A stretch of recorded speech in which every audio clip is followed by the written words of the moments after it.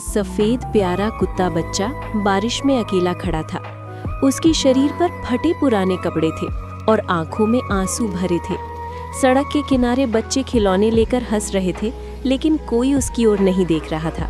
वो अपना छोटा सा खिलौना सीने से लगाकर रोने लगा। ठंडी हवा उसके आंसुओं को और भारी बना रही थी। उसे अपनी माँ की याद आ रही थी, जो अब इस दुनिया में नहीं थी। हर गुजरता पल उसका दिल और तोड़ रहा था। फिर भी वो आसमान की ओर देखकर चुपचाप उम्मीद करता रहा कि कोई उसे प्यार से गले लगाए।